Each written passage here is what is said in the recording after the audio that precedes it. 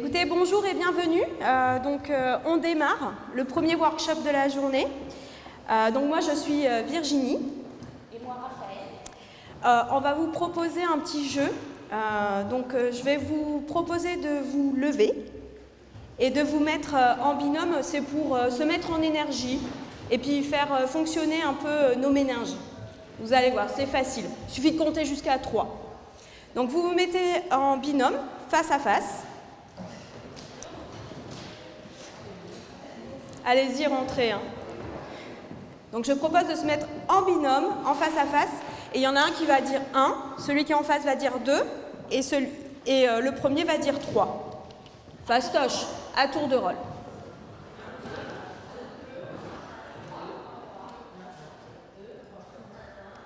Allez-y, n'hésitez Allez-y. pas, on continue.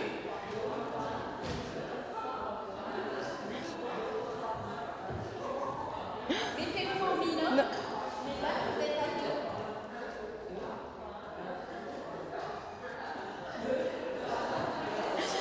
deux. Ok, je vois que c'est parfait, donc je vais compliquer un peu les choses.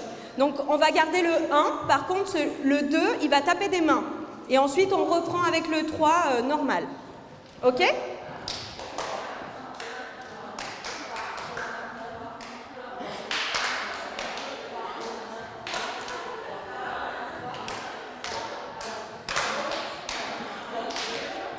Bon, c'est vraiment... Vous êtes vraiment trop forte. Ah, vous êtes trop forte. Vraiment. Donc, on va compliquer un peu les choses. On va garder le 1, on va garder le 2 en tapant des mains. Et le 3, ça sera, on va taper des pieds.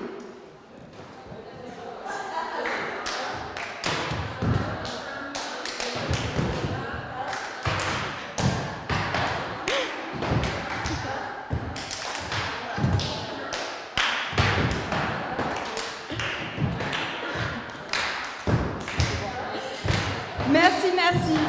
Maintenant qu'on est tous détendus,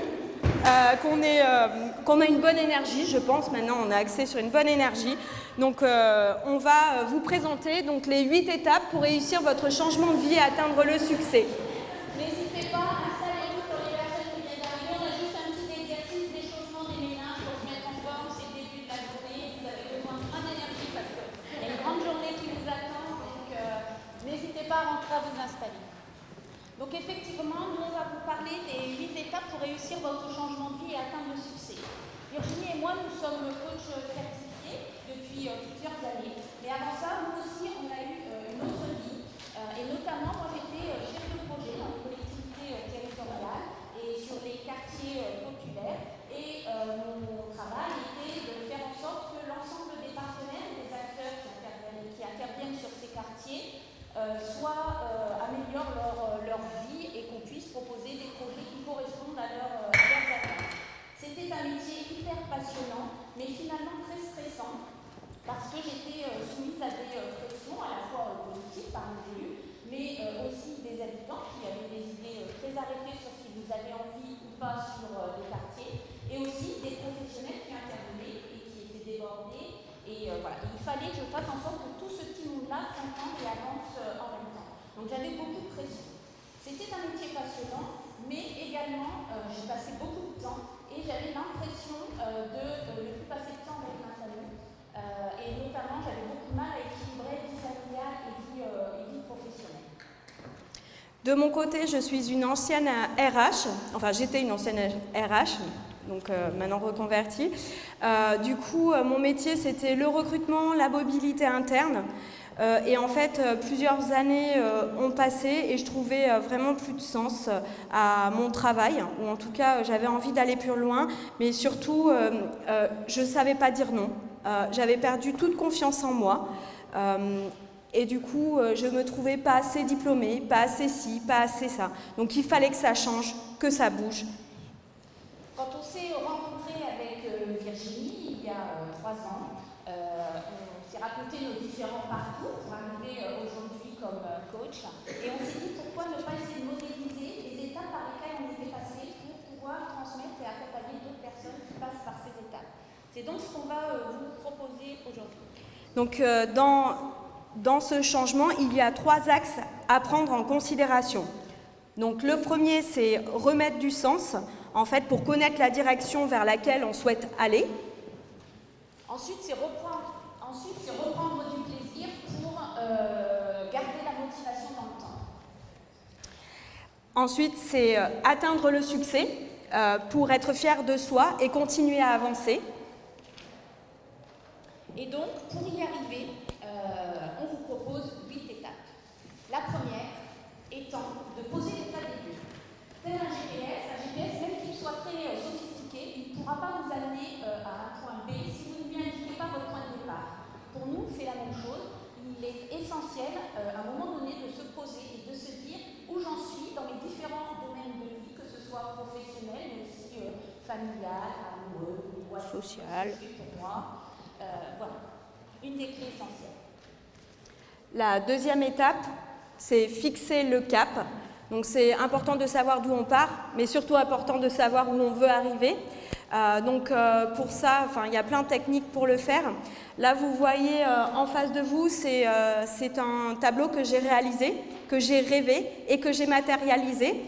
Et si on regarde dans le coin à droite, en fait, vous voyez que je suis en fait à la même place que sur mon dessin. Donc voilà, c'était ce que je voulais réaliser cette année pour moi. La troisième étape, c'est de déterminer ses valeurs et ses besoins. Alors les valeurs, ça sert à quoi? Les valeurs, c'est ce qui va nous motiver, nous faire passer à l'action, nous faire prendre nos décisions. Il faut savoir que dans notre système de valeurs, on en a une bonne quinzaine les uns les autres, qu'on hiérarchise de manière différente en fonction du temps. Et ces valeurs, en fait, 80% d'entre elles nous sont transmises à la fois par notre éducation, mais aussi par l'histoire, notre culture, notre culte. Et du coup, on n'en a pas forcément conscience. Alors que 20%, ce sont des valeurs que vous êtes construites tout au long de votre vie. Et du coup, il est important de prendre bien conscience de son système de valeurs et quelles sont les valeurs prioritaires à ce moment présent pour pouvoir vous aider à faire les bons choix, des choix qui sont vraiment opportuns pour vous et que vous décidez en conscience. La quatrième étape, c'est décoder ses émotions et les accueillir. Toutes les émotions sont importantes et à prendre en considération. J'ai un exemple assez flagrant pour ça, c'est le dessin animé Vice Versa. Peut-être vous avez eu l'opportunité de le regarder avec vos enfants. Et en fait, on se rend bien compte que la tristesse, c'est important aussi d'être triste. Je ne vous dis pas d'être triste, mais en tout cas d'accueillir vos émotions et de savoir comment ça fonctionne. La cinquième étape est d'identifier ses talents. Alors, ça sert à quoi d'identifier ses talents? À la fois de gagner confiance en soi, mais aussi d'être motivé et positif, et enfin de pouvoir les réutiliser dans d'autres circonstances. Par exemple, vous allez vous dire, moi je sais organiser des fêtes d'anniversaire, je suis très bonne là-dedans, on me félicite à chaque fois, tout est ok quand les invités arrivent, ils sont ravis quand ils repartent. Et c'est quel talent je mets en œuvre pour réussir à faire ça dans ma vie familiale et que je pourrais reproduire sur d'autres tâches, pourquoi pas dans mon milieu professionnel. Donc on a tous des talents, il faut le savoir. Le tout, c'est d'en être conscient. Transformer ses croyances limitantes. On a tous des croyances, alors on en a qui nous font avancer et on a aussi des croyances qui nous limitent. Une étude a montré que si une femme correspond à 80% d'une offre d'emploi, donc ça nous concerne toutes, 80%, elle ne va pas répondre à cette offre. Vous savez pourquoi? Parce que peut-être que sa croyance, c'est qu'elle doit correspondre à 100% à l'offre et que du coup, ça ne vaut pas le coup de répondre à cette offre si elle ne correspond pas à 100%. Donc elle ne répond pas et du coup, elle n'a pas de chance de passer l'entretien ou d'avoir le poste. Donc, comment transformer ces croyances limitantes?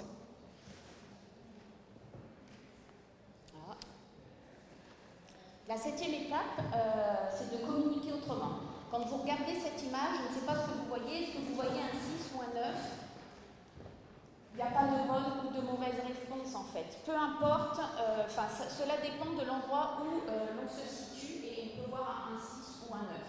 C'est la même chose quand on communique avec quelqu'un, c'est-à-dire qu'en fonction de notre histoire, de notre carte de territoire, on ne voit pas forcément la même chose et du coup il faut aussi savoir qu'on peut changer de position pour essayer de percevoir ce que l'autre veut dire et puis du coup mieux s'entendre et communiquer autrement. Et pour finir, enfin pas tout de suite, voilà, là c'est pour finir, devenir pilote de sa vie. C'est-à-dire capitaliser sur les 7 premières étapes, en fait, pour avoir des outils et une meilleure connaissance de soi, pour construire une vie vraiment plus sereine.